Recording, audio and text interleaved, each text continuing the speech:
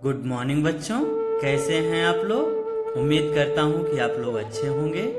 जिन छात्रों ने अभी तक साहित्य ज्ञान चैनल को सब्सक्राइब नहीं किए हैं वे सब्सक्राइब कर लें और बेल आइकन को दबा लें, जिससे कि नए नए वीडियो आपको मिलते रहें। प्यारे बच्चों, आज मैं आपको 7th क्लास के बाल महाभारत की कथा का पहला चैप्टर देवव्रत पढ़ाऊंगा।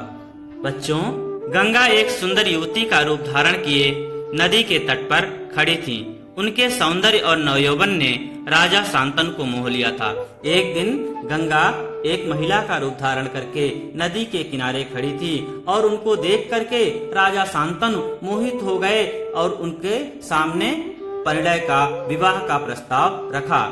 विवाह के प्रस्ताव को सुनकर के गंगा बोली, राजन, आपकी पत्नी होना मुझे स्वीकार है, पर इससे पहले आपको मेरी शर्तें माननी होंगी। क्या आप मानेंगे? राजा शांतनु की बातों को सुनकर के गंगा बोली, ठीक है, मैं आपसे विवाह करने के लिए तैयार हूँ, लेकिन हमारी कुछ बातें हैं, हमारी कुछ शर्तें हैं जिन्हें आपको मानना होगा। अगर आप मानेंगे तो हम विवाह के लिए तैयार हैं। राजा ने कहा, अवश्य, बिल्कुल, आपकी जो भी शर्तें होंगी वो मैं मानूंगा। ठीक, तो राजा शांतनु ने गंगा की सारी शर्तें मान ली और वचन दिया कि वह उनका पूर्ण रूप से पालन करेंगे, और ये वचन भी दिया कि जो भी आपकी बातें हैं उसका पूर्णतः पालन किया जाएगा। समय पाकर गंगा से शांतनु के कई तेजस्वी पुत्र हुए और समय के साथ गंगा और शांतनु से कई तेजस्वी पुत्र जन्म लिए, परंतु गंगा ने उनको जीने नहीं दिया। लेकिन गंगा ने उन पुत्रों को किसी को भी जीवित नहीं रहने दिया। क्या करती थी वो पुत्रों को? बच्चे के पैदा होते ही उसे नदी की बहती हुई धारा में फेंक देती थी, और जैसे ही पुत्र उत्पन्न होते उन्हें क्या करती, वो ले जा करके गंगा की या नदी की धारा में प्रवाहित करती और फिर हंसती मुस्कुराती राजा शांतनु के महल में वापस आ जाती। इस प्रकार से उनके व्यवहार से राजा शांतनु बहुत ही परेशान थे। अज्ञात सुंदरी के इस व्यवहार से राजा बहुत चकित रह जाते थे। राजा शांतनु चकित रह जाते थे। अज्ञात सुंदरी मतलब जिसके बारे में ज्यादा जानकारी न हो।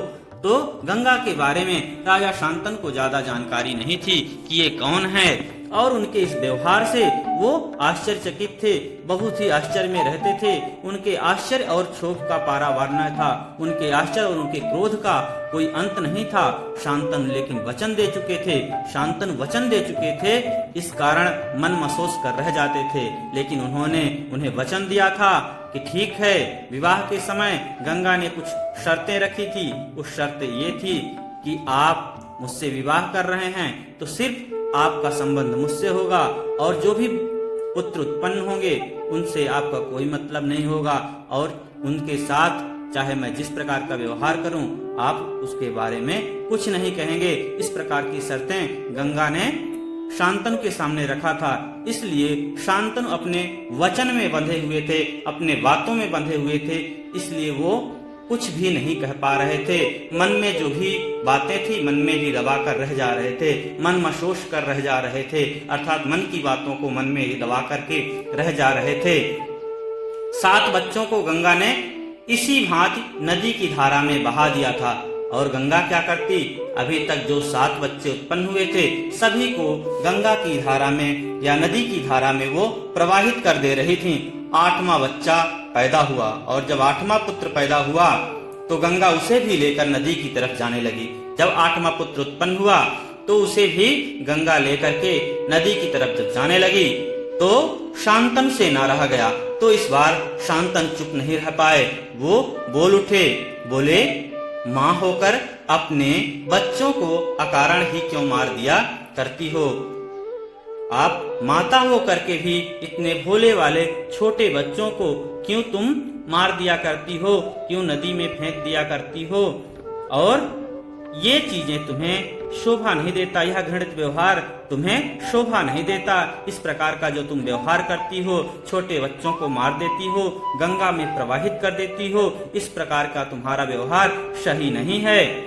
राजा की बात सुनकर गंगा मन ही मन मुस्कुराई, और राजा की बातों को सुनकर के गंगा मन ही मन मुस्कुराई, क्योंकि पहले से ही इन दोनों के बीच में कुछ शर्तें बांधी गई थी, कुछ शर्तें रखी गई थी, उसके अनुसार अब वो बातों को सोच करके गंगा मुस्कुरा रही हैं। परंतु क्रोध का अभिनय करती हुई, परंतु क्रोध का नाटक करती हुई बोली, राजन, क्या आप अपना वचन भूल गए हैं? मालूम होता है कि आपको पुत्र से ही मतलब है, मुझसे नहीं। आपको मेरी क्या परवाह है? ठीक है, पर शर्त के अनुसार मैं अब नहीं ठहर सकती। और अभिनय करती हुई बोलती हैं कि राजा, आप, हमको लगता है कि आप अपना वचन भूल गए हैं। आपको सिर्फ और सिर्फ लग रहा है कि पुत्रों से मतलब है, मुझसे नहीं, जबकि आप वचन दिए थे कि सिर्फ और सिर्फ मुझसे मतलब होगा, पुत्रों से नहीं। अब आप वचन तोड़ रहे हैं, इसलिए मैं आपके यहाँ नहीं रुकूंगी, आपके राजमहल को छोड़ करके जा रही हूँ। हाँ, आपके इस पुत्र को मैं नदी में नहीं फेंकूंगी, लेकिन मैं इस पुत्र को, आपके 8वें पुत्र को नदी में नहीं फेंकूंगी, क्योंकि आपने यहाँ पर शर्त को तोड़ दिया। इस अंतिम बालक को मैं कुछ दिन पालूंगी और फिर पुरस्कार के रूप में आपको सौंप दूंगी। इस अंतिम बालक को मैं पाल पोस करके बड़ा करूंगी और फिर आपको मैं पुरस्कार के रूप में वापस कर दूंगी, फिर आपको मैं सौंप दूंगी। यह कहकर गंगा बच्चे को साथ लेकर चली गई। यही बच्चा आगे चलकर भीष्म पितामह के नाम से विख्यात हुआ और यही बालक आगे चल करके भीष्म पितामह के नाम से विख्यात हुआ, जिन्हें आप लोग महाभारत में भीष्म पितामह के नाम से जानते हैं। यही बालक आगे चल करके भीष्म पितामह के नाम से विख्यात हुआ था। गंगा के चले जाने से राजा शांतनु का मन विरक्त हो गया और गंगा के वहां से, उनके राजमहल से जाने के बाद अब राजा विरक्त रहने लगे। किसी भी काम काज में उनका मन नहीं लगता था। उन्होंने भोग विलास से जी हटा लिया। अभी तक जो ऐशो आराम की जिंदगी व्यतीत करते थे, उससे अभी उनका मन उचट गया। अब उससे थोड़ा सा दूर रहने लगे और राजकाज में मन लगाने लगे और जो भी उनका प्रशासन का काम था, राजकाज का काम था, उसमें अब वो अपना मन लगाने लगे। एक दिन राजा शिकार खेलते खेलते गंगा के तट पर चले गए। एक दिन राजा शिकार खेलते हुए कहाँ गए? गंगा के तट पर गए तो देखा किनारे पर खड़ा एक सुंदर और गठीला युवक गंगा की बहती हुई धारा पर वाण चला रहा था।